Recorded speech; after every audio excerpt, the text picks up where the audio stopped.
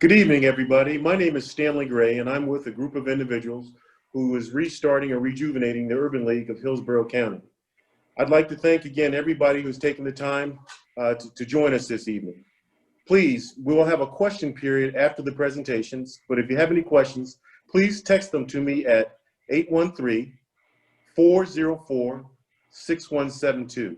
Again, please text your questions or comments to me at 813-404-6172. In my time as a business professional, I've found that there are a lot of people who are in business who truly aren't in business. Our guest speaker today is a person who I think is going to offer a roadmap to success. He's a West Point graduate. Please don't hold that against him because he went to the second best service academy that our nation has. He has started and sold several businesses. He's a true combination of doctrine, and dogma. It's my pleasure to introduce you to Hugh Campbell. Stanley, thanks a bunch. I appreciate that, except for the comments about my service academy versus your service academy. Well, good evening, everybody. Thanks for taking time out to join us today. You know, these Zoom calls are a little bit difficult because we don't get that instant audience feedback, but we'll see what we can do today. So I have a presentation that I typically give. I've modified it, updated it a little bit. That talks about being in business, a little bit of my background, so you know who's the knucklehead talking, and some of the things that we've uncovered over the years. So I am going to share my screen here, and the host has disabled this participant. So Mr. Host, if you could help me out and allow me to share my screen, that'd be great.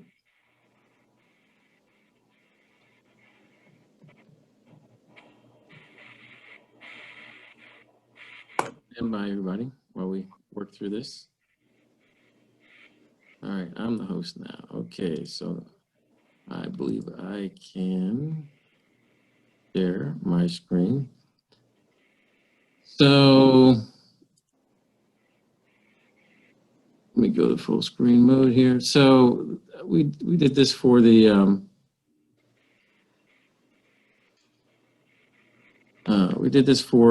the Urban League today. So let me just give you a little bit of background. So I tell people that I started from a very humble beginning. My dad was a Methodist minister, so we got to move around every three to 5 years, and I was the youngest of six. So we didn't have a whole bunch of money. As you just heard Stanley say, I did end up going to and graduating from West Point United States Military Academy, where I did a number of years on active duty in the Army. Got to travel around a bit. It was fun while it lasted. I got out of the military during what was called the dot-com bubble, and participated in that. So when I left the company that I was working for and started my first company with venture capital, some folks out of New York City that had put together a fund, actually their second fund, and we ended up selling that company off after the bubble, and so then I was looking for something to do when a number of folks approached me with an idea. Actually, 3 different people approached me with the same idea. And that's when we started our second company. And that company is called AC4S. And we did pretty well with that organization over the course of 16 years before we sold it. We did close to $400 million in total revenues. But, that experience, the very first one led us to becoming what we call a serial entrepreneur and starting multiple companies and selling them. So the current company that I'm doing at this moment is called AC4S Technologies. I'm just giving you a couple slides here to give you a view into what we're doing. So basically we provide tech support to businesses, nonprofits, academia. We have essentially an outsourced help desk and all the things that you need to run an organization. We're typically called a managed services provider, an MSP. We resell hardware and software. We help with cybersecurity. And one of the things that we're doing now is intelligent buildings. So everything's connected in buildings now. It all rides on the network. And we were able to participate in the Water Street project in downtown Tampa, where we've done some work on the new JW Marriott. The new 5-star hotel is called the Edition Hotel, and the new office building that's going up. That's what's keeping me busy now, but really that's one of the couple of things I wanted to highlight is I'm kind of transitioning from, starting companies and selling them to more into board level stuff. So one of the other things that we did, one of the companies that we started, we sold it too early. We had the right idea, the concepts and all that. We sold it too early. We sold it to the people that we asked to run it. And then they turned around and sold it again for $26 million. Another company we helped out and mentored is a company called Castellea Systems. They're in the defense industry, federal sector. They've done pretty well as well. They've grown to over 150 people and $15 million in revenues. But we helped get them started. The thing I'm spending quite a bit of time on at this moment is in January, I'll take over as chairman of the board for the CEO Council of Tampa Bay. So that's about 200 CEOs of companies in this region. In aggregate, all of those companies, total up to about $6 billion in revenues and I think it's about 10,000 employees. And so I'll be taking that over here pretty shortly. And then I spend a fair amount of time as well on the Baycare board. So Baycare consists of 15 hospitals. They do about $4.5 billion a year, and they've got 29,000 employees. So that's been very interesting because of the size of the organization. But clearly this year, with the pandemic, truly an eye towards the first line people that are working on this problem, and all of the issues that surround it. So anyway, so that's what I'm doing now. So that kind of gives you a background into me and what I've been doing over the last, 20 years or so. But let's talk about growing a business. Most people want to grow their business in some form or fashion. So let's talk about how you do that. Again, this is what we've learned over the years. So there's really 3 key parts, I believe, in growing your business. There's you, whatever contract you may have, your customers, and then whatever contract you may have with your customers. So we're going to talk about each one of these things. Let's start with you. First and foremost, you got to understand, are those things that we just talked about in that triangle, this is the only part that you have control over. So when I say you, it's really you and the people you surround yourself with. And again, you can't always control people, but here's some of the things that I think that's important as it relates to you. Being a sole proprietor is a very hard thing because there just simply aren't enough hours in the day. Every company that I've started with others, business partners.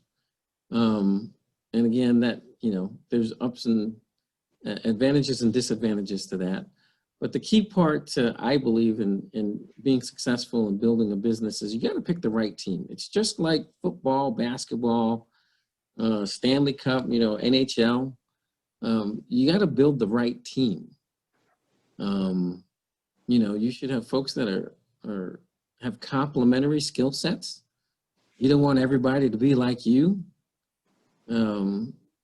Those teams generally don't do well, right? And then I think the other thing that's really important is that you have to recognize that the skills of that team need to change over time based on the cycle of the business. I often say that, as a leader, as a manager, well, not as a leader, as a manager, your supervision and management skills need to change every time that you add a zero to the end of your revenue stream, right?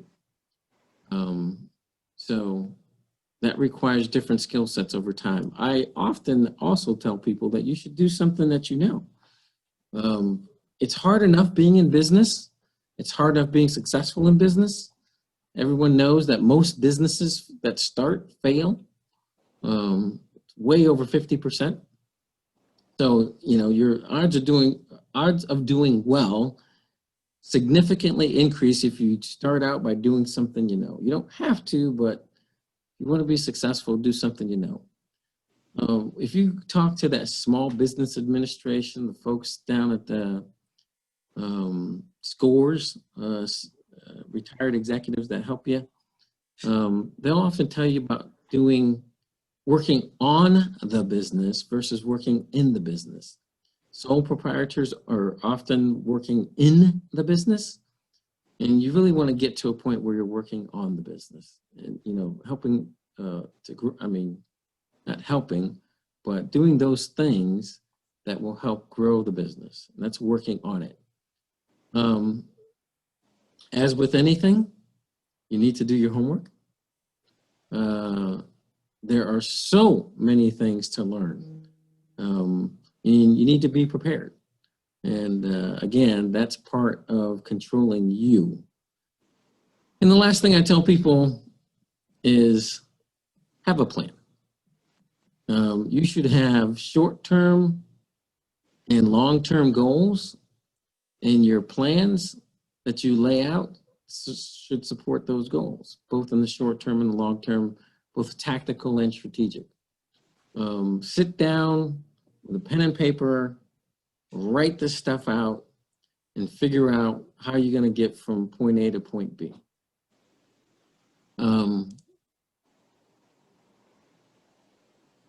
The next thing we're going to talk about is your customer. Finding those pesky customers is what I call them. Once you find them, you really need to figure out what it is they need. And you really don't want to try to sell them something that doesn't fix their problem. People are far more likely to write you a check if you're fixing a problem. Give the people what they want, is what I often say. But as you're going through the selling process, one of the things that I learned on many occasions is you have to make sure that whoever you're talking to on the other side has the resources and the intent to buy whatever it is you're selling. I often call it as willing and able. You need both of those components if you're going to consummate that deal.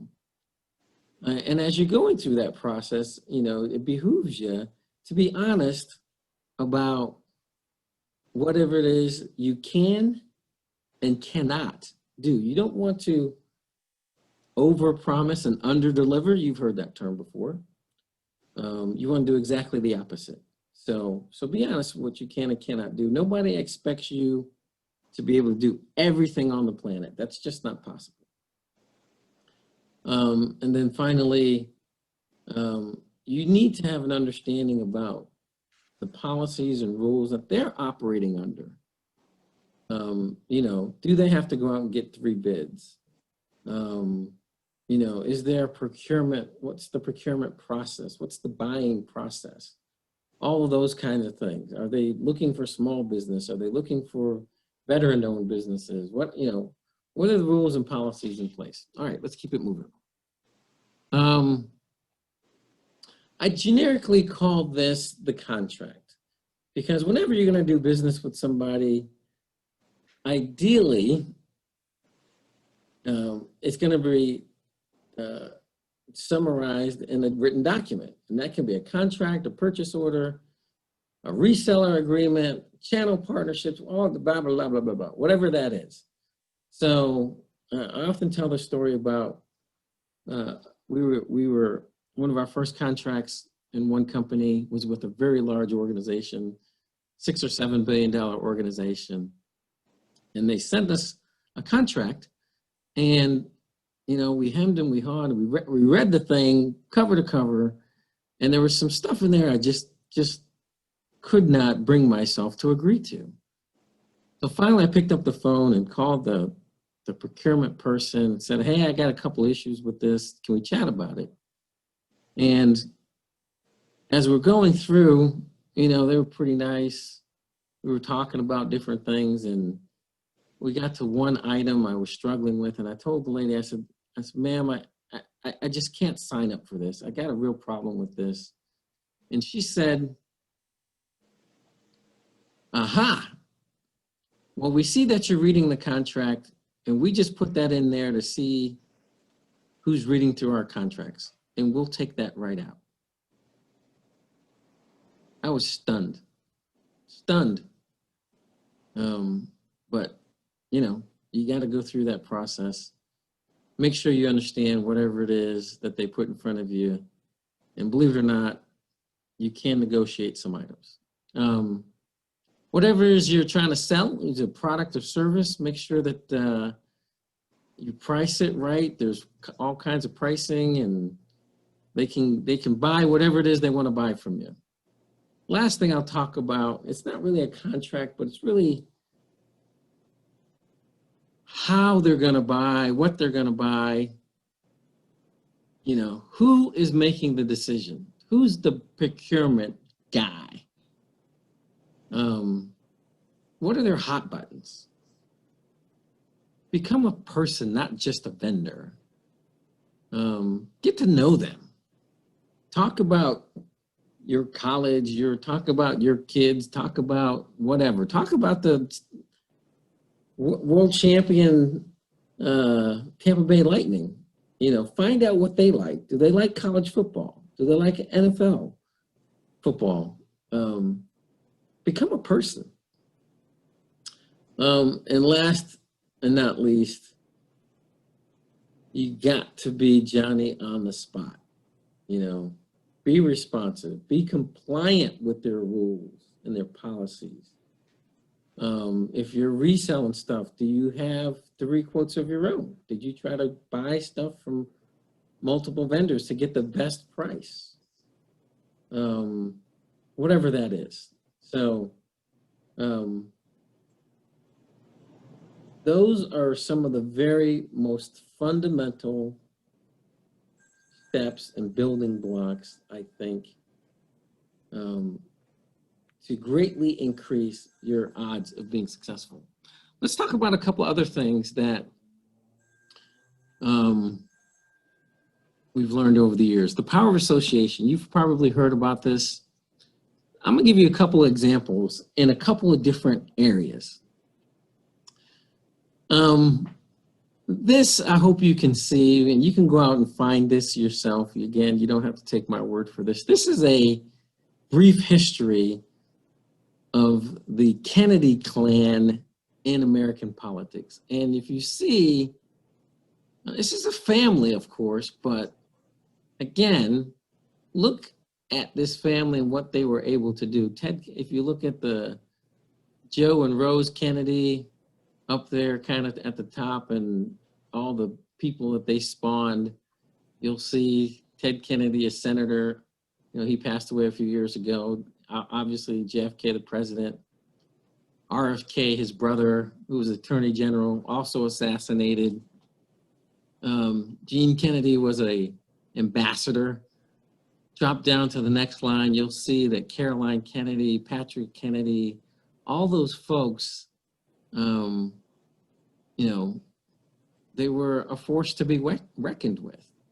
And not only was it this family, but if you got into close proximity to this family, you did well too. I mean, look at Arnold Schwarzenegger, of course, governor of California, married to Marie Shriver, but you know, he did well all by himself, but you know, he got into politics and you know, he married into the Kennedy family. So power of association.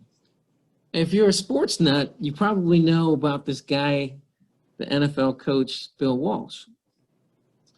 Again, I apologize, this is probably hard to see, but Bill Walsh is there in the center, and look how many NFL coaches that guy spawned. People like Mike Holmgren, Ray Rhodes, Denny Green, and then all the people that those guys spawned. You know,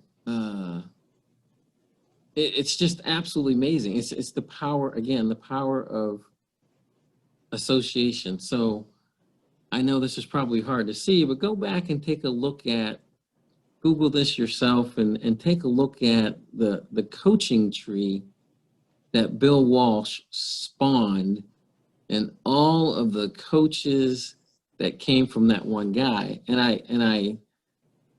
I talk about subsequently, you know, Bill Walsh was a kind of an old school guy, but you know, look at a more recent example. If you've not heard of the PayPal Mafia, check this slide out. Again, the power of association. So PayPal sold, I don't know, back during the dot-com bubble, whatever, probably in the 20 years ago. And all of these people were part of PayPal. And PayPal got sold, and many of them became billionaires, multi-millionaires and billionaires. And then they went on to start many other companies. Look at these guys at the top right. 3 of those guys went on to start this thing called YouTube, which was bought by Google. Everybody knows Elon Musk, Tesla, and SpaceX. One of those guys went on to be a co-founder of LinkedIn, Square, Yelp. If you look at the bottom right, if you can see it, you'll see Peter Thiel. He's done all kinds of stuff. He's about to bring a company called Palantir and yet another IPO in the next month or so. Again, all these guys hung out together, power of association. Then I always throw in this guy, Tony Dungy, local hero. You know, he got his break. You know, you guys know his story. He was with the Steelers, was an assistant coach, and then finally got his shot here in Tampa. And look at all the coaches that he spawned. Mike Tomlin's still with the Steelers. Rod Marinelli.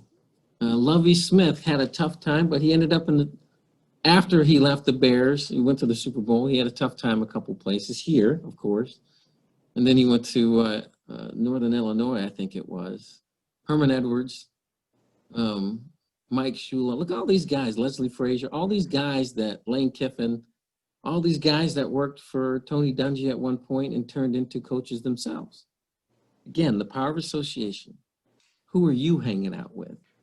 How are these people going to make you successful in your business? I'll keep going. We only got a couple more slides and then we'll wrap it up and we can open it up for questions. This is a picture someone took. If you don't know Academy Prep, they've got 2 sites, one in St. Petersburg and one in Tampa. I give people a hard time Stanley Gray at some point, I gave him a hard time too about nonprofits. So, you know, I'm not sure who's on the call, but I tell people we don't need any more nonprofits. Don't start another nonprofit. Go be successful in your business and do like, again, this is a local example, but Mr. Smith, who gave the commencement at, not Spelman, but, oh geez, Morehouse, and paid off all the student loans in 2019. So he went out, he did very well, became a billionaire, and decided to give money away rather than starting a nonprofit trying to raise money.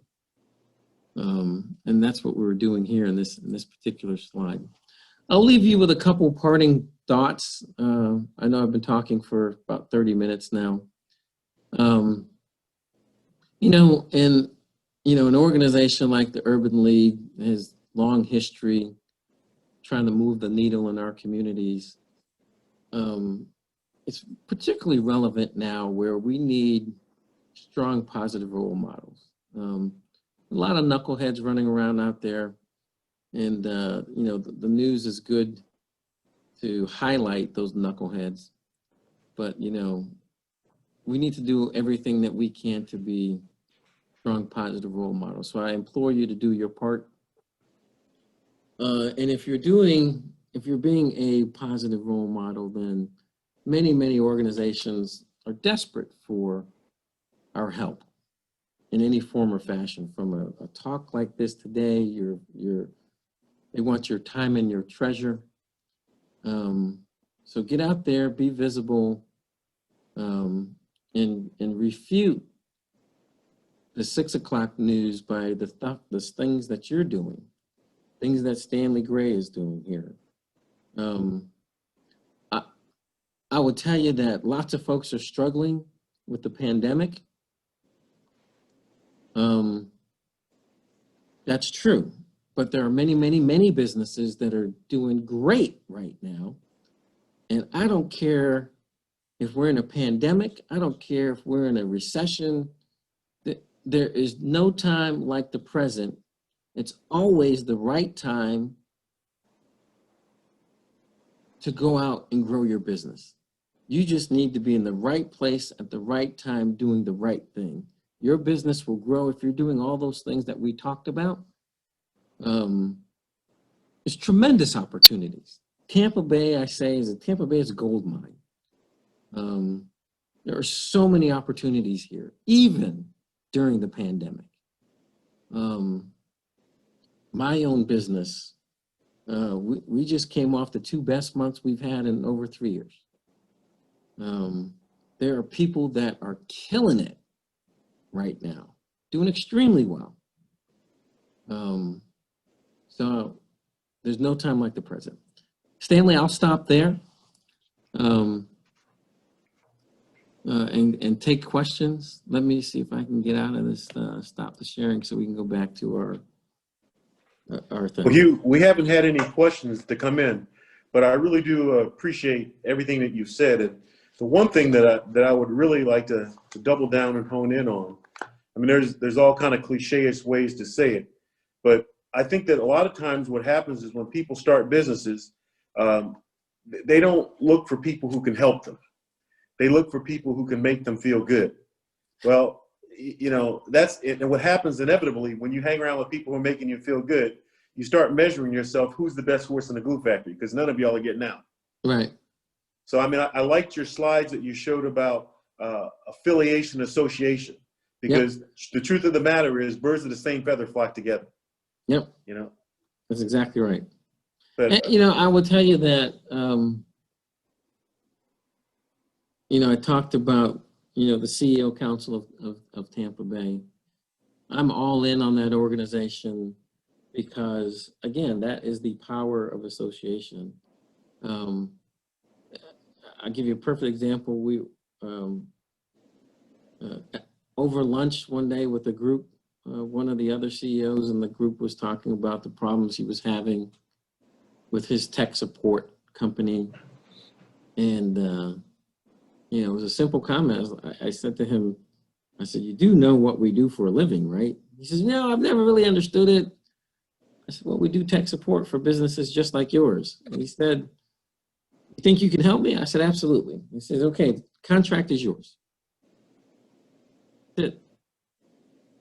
He knew me, trusted me, and that's all it took to close that deal. It was about a minute-and-a-half conversation. You know, and again, you know, part of that is that, and this is one of the things that we're trying to help people with as we, in our quest for economic equity. You have to have the right presence. People have to be comfortable with you. Yep. And your product has to be value added. I was talking with a young man about a month ago, and he was trying to sell me on a case of water that cost $15. Okay. So I bought 2 cases, hoping that this would into a dialogue. But you can tell it didn't go anyplace because he didn't really understand that there has to be a need for your product. And if you're going to charge up, what is the value added that you're doing with it? And everything, those 2 things you've talked about in your presentation. And one of our biggest problems is that we don't define a horizon as a horizon. We've defined a horizon what is close to us, what we can see and touch. That's not horizon. Yep. Couldn't agree more. And that's what we were talking about, setting those short-term goals and those long-term goals. You know, again, where do you want to be in 5 or 10 years? Yeah, that sounds great. But, you know, sit down, write it down. And then what are all the things that you need to do to get there? You know, and just plug away, executing on step by step. What's it going to take to get there? It's not going to happen overnight, but you're going to look up and turn around and see that you've come a long way, baby. Right? Yeah. You know, I'm sure that you will agree with me on this, but your plebe summer was called The Beast, and mine was called Plebe Summer. But one of the real takeaways that I got from it, and I'm sure you have also, is I got used to being uncomfortable. Yes. You can't grow when you're comfortable. That's a great point. You know, being comfortable means you're probably going to be doing the same thing a year from now. And, you know, people that take risks or get very uncomfortable is the stuff that keeps you up at night. You worry about it. You think about it all the time. Typically, those are the times that those are the things that are most rewarding, right?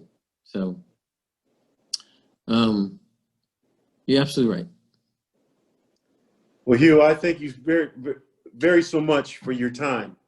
And there's a lot that I could say, but this is going to be summed up in this one phrase: Beat Air Force. Ah, that's right. Beat Air Force. Stanley, thanks again for the invite. Appreciate everything that you're doing.